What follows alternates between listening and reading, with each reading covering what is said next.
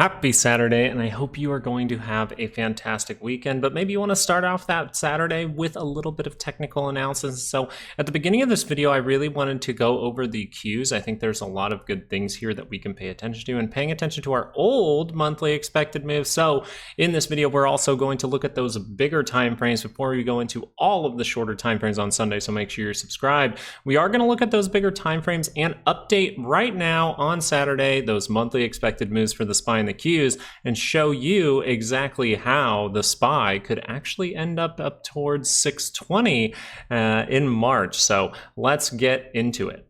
Now, before we give you those updated levels, I wanted to show you guys the monthly expected moves, the previous ones, and what is going on here. And around these areas, right, we were talking about the weakness in momentum on the 30-minute and the fact that we could be turning down, and the fact that we had daily divergences all across this for the Qs. But something here was around this area, you know, people were mentioning, hey, we could see a bigger drop. And I was like, yeah, maybe something down. I thought maybe we would see that later on into March. But we actually ended up going all the way down. And we kind of say this in some of our videos, and we'll be like, yeah, you're all the way up here. Reward is only this. The risk is all the way down here. And we go, there's only a week left. So, you know, it's not the most likely to see us trail all the way down to the lower side monthly expected move when you are at the higher one. But that ended up happening. So very cool structure for the Qs this week, as we see that we did land outside of the weekly, right? We landed in the daily expected moves from Friday, but we landed outside of these purple lines. So we had a crazy moment, right? Landing in the 32% zone.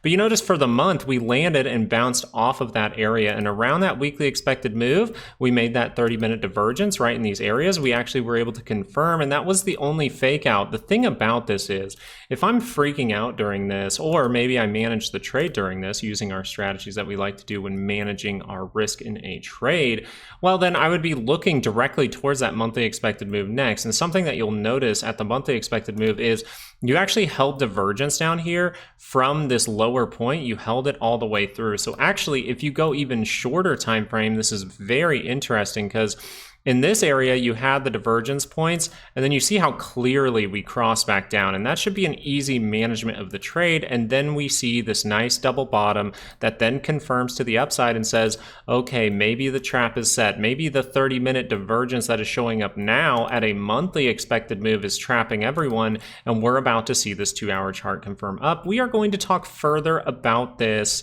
on Sunday. But for now, I wanted to switch over to the SPY. We'll look further into the Qs and the bigger time frames, but I just thought it was good to pay attention to how complex this really was. It actually was a complex, I would say 30-minute corrective complex move, right? Because we had the 30-minute divergence, failed, held all the divergence points, but made that next point, right? We're always aware of the triple dip. That is why we trade like water on this channel. And now I think we need to get into those bigger time frames and look at some updated monthly expected moves for what?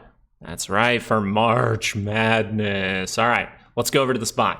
In these areas, we were aware of the divergence happening at the highs, triple divergence actually coming in on that RSI for the SPY. So we knew to take this very seriously, but after a few days of drops, we started to go, something about this is a little fishy. We haven't necessarily seen that celebration of those yields maybe coming down, and maybe we actually need to be paying attention to reversals. But if it continues to head in the downward direction, we're going to pay attention to that. So we are going to talk about that as well in this video, and in the shorter time frames, how we would overall set up, most likely in the form of a dead cat bounce, right? If we are going to stay in a volatile market, it is very likely to see that 2-hour bounce and then just fail, right? Make that left shoulder that could have been. We will talk about that a little bit more tomorrow, so make sure you're subscribed. But the daily is still by that center line. If we wanted to see some kind of surge to the upside, right? People really fear. We've been in extreme fear for days.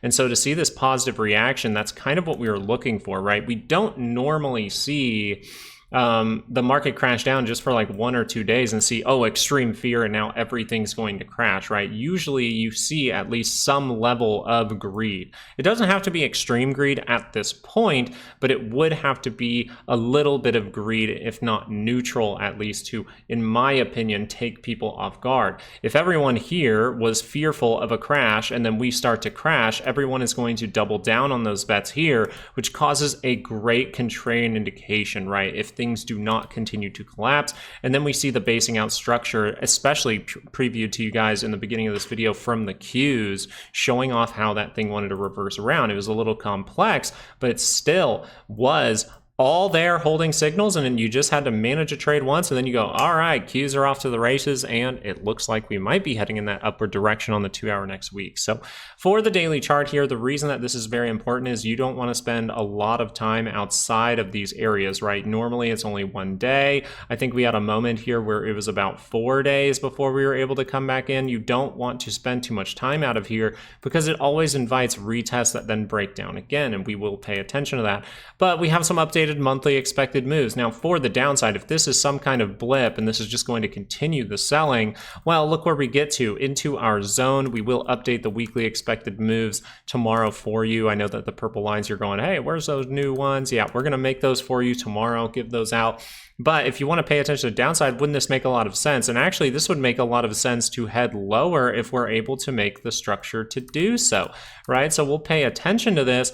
But for the most part, we notice that base is there and the 2 hour could curl up. So we should be paying attention to if this daily actually crosses up. It's very likely that we're maybe even testing the high already and going towards something like 622.49. That's right. Your topside daily or monthly expected move is actually all the way up at 622.49. We have higher implied volatility this month. The lower end is going to be the bottom of our zone of that 565.87. So really what we're watching here is we form some kind of short-term base. We need to see if that's a 2 hour bounce to then fail again, or are we going to see this daily be able to confirm up? Are we going to see that as a surge that sets up another divergence point, or is this something that is going to be taking its time throughout the month of March?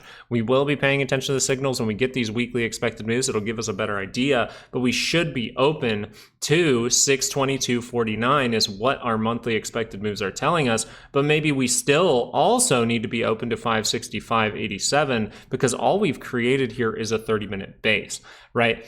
I'm going to go into the shorter time frame here because I think it's important. Actually, I think this is very, very important. So the 2 hour is going to be very good because normally we see a 2 hour base before we see that surge, but we've been talking about a possible V-shaped recovery. So if this will V-shape, then you're going to see this 2 hour curl up and we're going to see a strong, strong move from the 2 hour.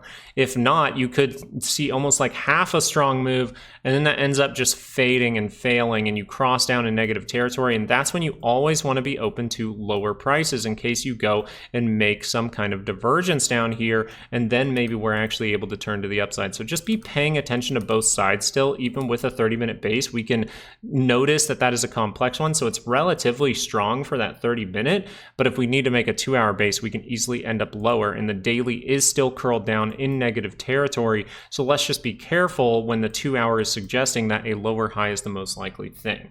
The Qs actually are much different. Once again, still going to pay attention if that turns up, but we do have that big divergence, very significant divergence here. But usually at major tops, we don't necessarily see that divergence. So very interesting to me that the monthly expected move is actually closer to this high, landing here at 541.77 for March. And then we will see to the downside, we have 474.57 in March to the downside. So something interesting here would be we came down to this level. Do we see that as some kind of like level that we just want to get some kind of little bounce from and then drop down? Do we actually see the daily try to confirm up and then fail towards these levels? That is something that we'll be watching because at a lot of major tops, we do see the SPY make that divergence. The Qs actually make the lower high. So we'll see if this is going to give us that lower high very soon. And maybe the SPY is able to see a bigger move than the Qs. We will pay attention to that at this time. We're not going to go into those shorter time frames, but we did show off those little 30-minute divergences that suggest that a 2 hour lower lower high is the most probable thing, unless we're able to see that strength going forward and cross up this daily chart. But we do notice if we cross this daily chart, we cross through that monthly, wouldn't people be very bullish, right? Wouldn't this be resistance, this almost zone of resistance here that is held pretty well? Wouldn't people see that as a breakout moment, and they might get very, very bullish at that moment? And maybe that's when we need to be paying attention, because I think we're just in a period of time where people are almost bearish about the wrong things, right? Like tariffs and things like that. We were mentioning how recession has started to come into people's minds, but people are still mostly talking about tariffs and inflation, when really recession is what they should be tackling. Remember, we showed off in our last Saturday video that 7 days before we talked about this stuff, 7 days before we, actually 7 days before the news actually caught on to it, we were like, hey, we're seeing these weird reactions, and it looks like the bond market might be reacting in some kind of recession scare kind of way. And then we noticed that 7 days later, the whole news is talking about how recession is starting to be on the minds in the bond market. So we are paying attention to the right things, and if we continue to do so and utilize our monthly and weekly expected moves, we will be okay, even if this is bear market volatility, because these are so good at helping you out to find those levels. So really paying attention to the upside. I think that you need some kind of push higher to get people out of that super fearful state, right? To where they're not taking those super bearish bets anymore, and actually they start to switch to the call side to the upside, right? When we hit these upper levels, that would be very interesting to me, but we have to see if this 30-minute base is actually the moment where we're going to V-shape. If it does just see that 2-hour move and fail, I still want to be open to a base later on, okay? We want to be open. We're just looking at the signals in front of us and then reacting, right? We're trading like water, because the market's going to do what the market wants to do, and then it's our job to just decipher, okay, we are going to bounce here. Even if I didn't believe it, it looks like the signals are telling me we're going to bounce here. And then normally you will see that bounce and you'll be like, okay, thankfully I was watching those signals. Don't let the market get you really bearish, get you really bullish, right? See a bearish signal, become bearish. See a bullish signal, become bullish. That's overall what's going to help out in a period of time where volatility is increasing rapidly or remaining around at elevated levels. And there are some things suggesting that some big buying pressure has come in, and we talked about this and noticed that we weren't able to collapse. We actually bought back above our 236.36. So this is exactly what we wanted to see. And now we'll see if Apple can actually make that upward move one more time, right? We'll pay attention to the shorter time frames. Remember in here, we were overall discussing, like, it's really good for us to keep discussing and looking at those shorter time frames. So we're going to do it tomorrow. So make sure you're subscribed. But the 2 hour here was so elevated that we were like, it would be really, really interesting. It would be really random, interesting, difficult to go into a negative trend here on the 2 hour chart, right? So we can talk about that for a moment, right? Why were we leaning towards a 2 hour pullback? And that was just the positioning of the MACD. Yes, you're going to create those divergence, and you could see a mean drop from that. That's why we were pointing towards that 236.36. 250 was the level we were looking for. Right when we touched 250, boom, down to 236.36.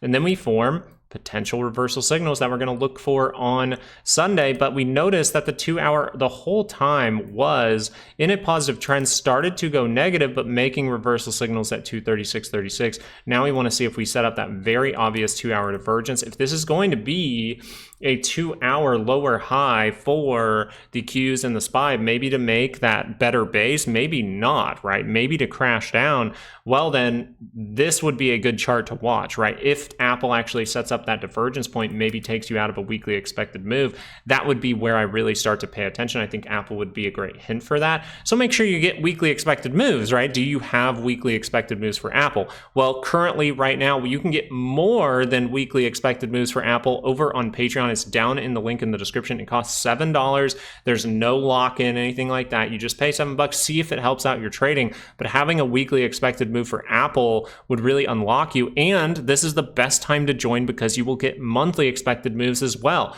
right? What if this 2 hour sees some kind of surging move and then does this, and you go, oh no, I have no level to pay attention to? Well, you might have a monthly expected move up towards 256 and then be like, oh, thank goodness I was able to get that information, right? That's what it is helpful for. It will help you dictate if something is getting actually too high up, right? If you're depending on the RSI to tell you when something is overbought, well, something that can really convince you that this overall move in general general is overbought is a weekly or a monthly expected move, right? Next week, if we see a move like this, and that's all the options market is pricing in, is something like this, and we actually see that 2 hour get there, that would really make us hesitant, especially if we're seeing like a 30-minute reversal signal, right? That would really convince us this needs to tear down again. So just be paying attention to that. As of right now, the daily scale has done fairly well for Apple, even though Apple has been suggesting the entire time with the positioning here, even with the higher low, that we could actually see another lower high in this area. So we will be paying attention to that.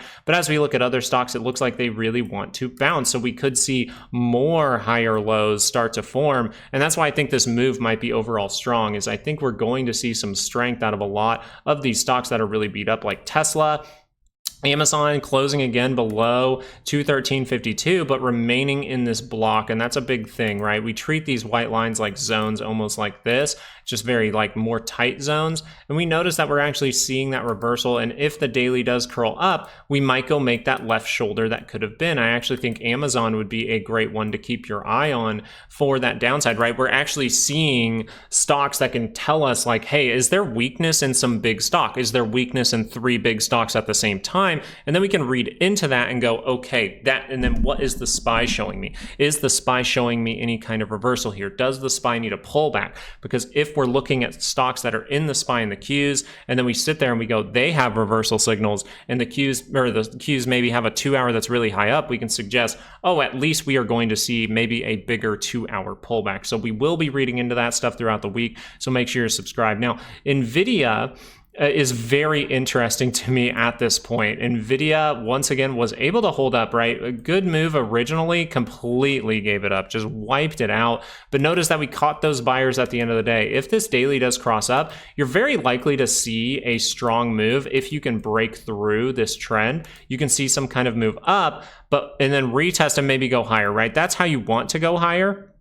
But as this might be a slanted head and shoulders and that retest might need to come, watch if that retest actually fails, right? If that retest fails and we actually curl down the daily chart again, that would be a big problem for NVIDIA. It would hint at there is serious resistance at these levels and that this might be some kind of fake out. We will pay attention to the signals though, because if this is just some kind of retest, we don't see reversal signals at all in these areas, right? Then we don't really need to overall be bearish on it. So this looks like a bullish setup to me for NVIDIA as well, right? So we have Tesla that looks like it really wants to bounce off the 200. We have Amazon that looks like it potentially is making that base on the shorter time frames that we're going to go over. And we have NVIDIA that just saw a potentially bad reaction to earnings, but is that all based on tariff and that's going to be wiped out? And then they'll read into the earnings well because the original reaction was bullish. So if this plays out to the upside, we just want to be aware of the signals of this overall drop right here.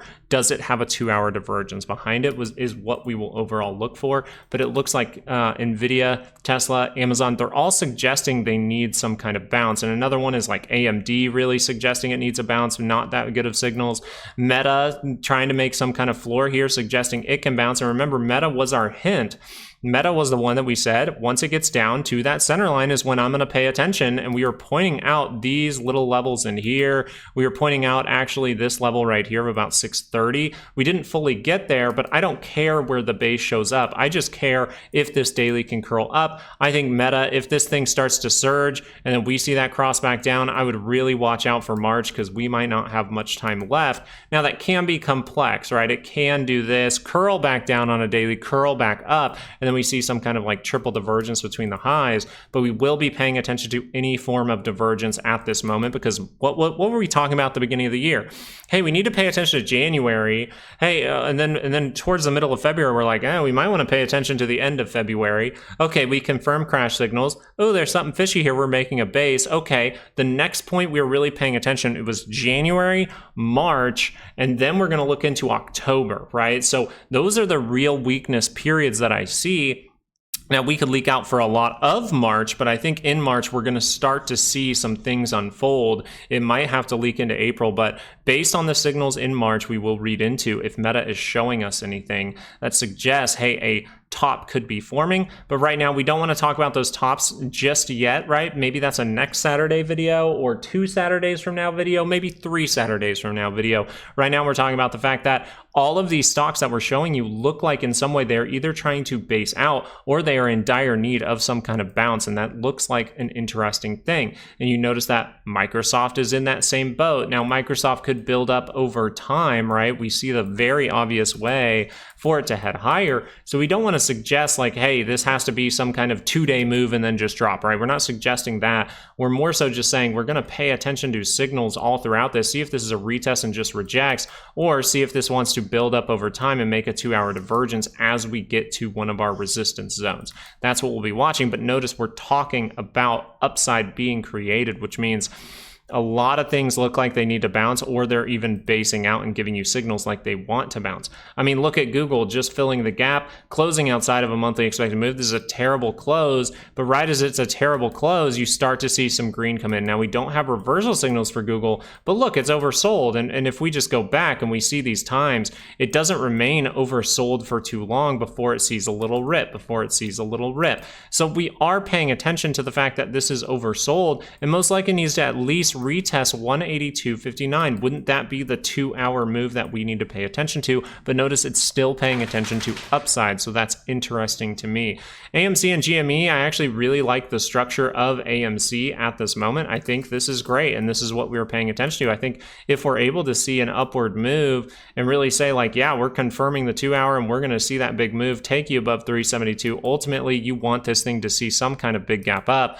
That's what I'd be looking for AMC, and I think you have a good chance of it because its friend GME, and we're going to update you with the new purple line on Sunday, so make sure you're subscribed, does have daily divergence. So GME could gap up on Monday, and then that thing has daily divergence, and that thing's not looking back. So this is a moment where I would seriously be paying attention to AMC and GME, and this is also adding more credibility to everything wants to squeeze to the upside at this point. So we will be paying attention to these things. These things look like a lot of stocks want to make some kind of upward move. Even the stocks that were way up higher have seemed to pull back and look like they are trying to form bases. So at this moment, it seems to me that the SPY and the Qs, the first thing we'll pay attention to is that 2-hour lower high, see if we're making a better 2-hour base or not, right? Are we crashing down and completely wiping out those divergences, wiping out levels, or are we just going to see things even like GameStop start to curl up on their daily charts and see some kind of big move